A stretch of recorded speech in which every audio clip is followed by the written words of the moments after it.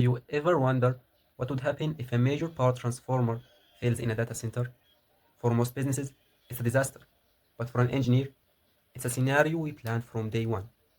My name is Muhammad Murad, and today I'm gonna show you how I designed the N-1 redundancy strategy at the Global SIMARIS Challenge organized by Siemens. Are you ready? Let's go. Okay, let's see what do we have here. First of all, what's our project? Our project is that there is a data center with loads where your goal is to feed it with electrical power. That's your job as you know. So the main task is to feed these loads with an N-1 redundancy strategy. Oh, very good. What does it mean, by the way? Simply, redundancy means that if you are feeding this data center with a group of transformers and one of them fails, the remaining share its load equally among them. So the power is never interrupted, which results in system reliability. Now, after everything is clear, let's delve into our task. As you see, we have 4 rooms containing overall 36 rows of IT racks. Each row has 10 racks and the load of each row is 30 kilowatts.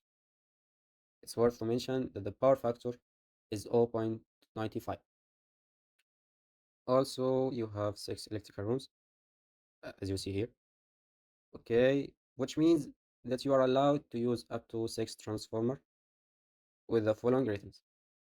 This is the ratings are allowed, as you see, 630, 1000, 1600, 2000, 2.5 megavolt ampere, and the biggest one is 3.15 megavolt ampere. Okay, okay, that's it. Let's see how to begin. Our first step is to calculate the total load to determine the number and rating of the suitable transformer.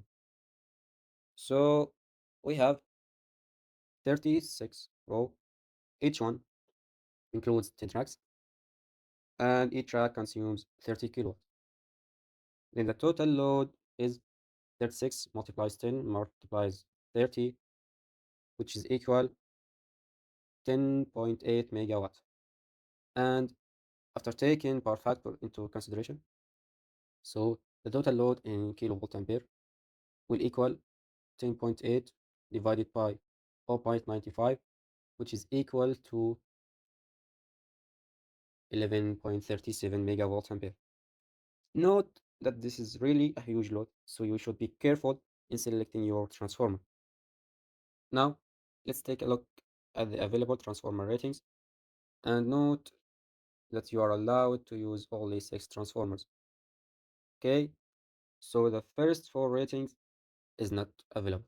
This one, 630, 1000, up to 2 megavolt ampere. And if you ask me why the 2 megavolt ampere rating is not possible, while it would end up with 12 megavolt ampere total, I would simply say that if you used this rating, you will load your transformers with more than 95% of their capacity, and also you will have nothing to do in case of failure of one of the transformers. So now we have two ratings, 2.5 megavolt ampere and 3.15 megavolt ampere. Now let's study the 2.5 megavolt ampere first. With all transformers on, this ends up with 15 megavolt ampere, as you say. And to calculate the loading of every transformer, we can say that it's equal to 11.37 pi 15, which is equal 76%. That's a good loading percentage, by the way. Okay, but in the case of failure, and we suppose that the load is distributed equally among the other transformers, then the total power capacity is 12.5. As you say, which is equal 5 multiplies 2.5, which is equal 12.5, as you say. So the loading factor will equal 30.37, 11 point, I'm sorry, 11.37 by 12.5, which is equal 91%.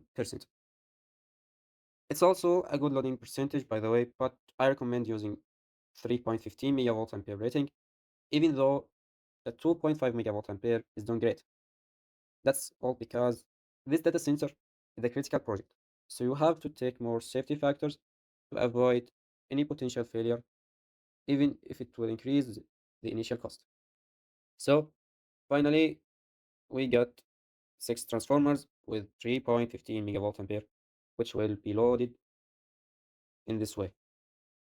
At normal operation, the total power capacity is equal to 6 multiplies 3.15, which is equal 18.9 megavolt ampere, which results in a loading factor of uh, which results in a loading factor of 60.60%. Accurately, it's 60.2%, which is much more safe, as you say, as you see, especially in summer, which is this loading factor is really important in summer. And in case of failure, the total capacity drops to, in this case, only five transformers will operate. This results in 5 multiplied 3.15, which is equal 15.75 megavolt ampere, and the loading factor will be equal 11.37 pi 15.75, which also equal 72%. Okay, that's great. As you say, as you see, it's much more safe to operate with this percent with a critical project like this project. Now, after we've selected the number and ratings of our transformers, we shall move to the most exciting part of our design, which we made this video for it from the beginning. Okay, shall we begin? How can we distribute the load among the remaining transformers in the case of failure? We have three solutions to start with. The first and easiest one is to connect okay, all these transformers on one large bus bar, and it will share the load equally, like this. Imagine that this is a transformer A, B, C, D, E, and F. All these transformers is connected in parallel operation on this bus bar, and automatically they will share the load. What do you think? Is this a good solution? Actually, I don't think so, because to implement the design, you will have to use huge bus bar. As you see, your load is about 11.5 megavolt ampere, so the bus bar will be a huge one. And the the bigger problem is that you have to use a very large main distribution port, and this MDB, it's impossible to use it because you are limited, as you see here, by the architecture design. So there is only 6 rooms which are separated from each other, so you can't use this huge MTB. If you can find it, you already can't use it. Okay, that's the second problem. Also, there must be synchronization to connect all these transformers together along one bus bar, which is not available here in our challenge. I asked Siemens SIMARIS challenge team about this point, and they answered me that there is no synchronization here. So this solution uh, is not gonna work. So let's move to the second solution, which is more realistic, by the way. This solution is to connect every three transformers together along one bus bar with bus coupler to solve the synchronization issue. So we have three transformers here and another three here with bus coupler, as you see. Okay, and if this transformer fails, the other two transformers share its load. What do you think? I think it's a good idea, simple and good idea, but it can be better. Why?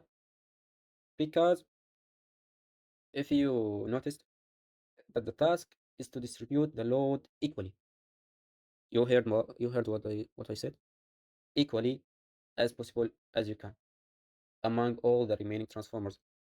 And in this design, the load is shared by only two transformers, and the other three transformers do nothing with the load. So this design is not already an accurate one. So Now we will delve into the most and best design we got, which is my design, by the way. That's why it's the best design, because it's my design. It's a bit complex from the first look, but it's really simple if you focus for the upcoming few minutes. Okay, we have 36 rows. So at normal operation, each transformer feeds 6 rows. Okay, this transformer feeds 6 rows, as you see here. And in the case of failure, we have 6 rows to distribute among the remaining 5 transformers. This means that the 4 of them will feed 1 rows, and only 1 transformer will feed 2 rows. As you see here, we have 6 rows. So, for example, this is transformer A. This goes to B and C and D, E, F. This remaining one goes to P, by the way. So we have 2 rows goes to 1 transformer, and 4 of them goes to 4 transformers, which results in 1 row for each transformer. So at the worst case, 1 transformer will feed 8 rows, which results in a loading factor of, which is equal 8 rows with 10 racks with 30 kilowatts divided by 3.15, okay, multiplied by power factor, which is equal 80 80.2%. As you see, it's a really safe loading factor to operate with. Now let's take a look at the sequence of distributing rows in case of failure. This time I will show you my masterpiece. This is it. It's simple, as I said, but you have to focus with me. Okay. As we see here in this table, if transformer A fails, its rows will be distributed in the following sequence.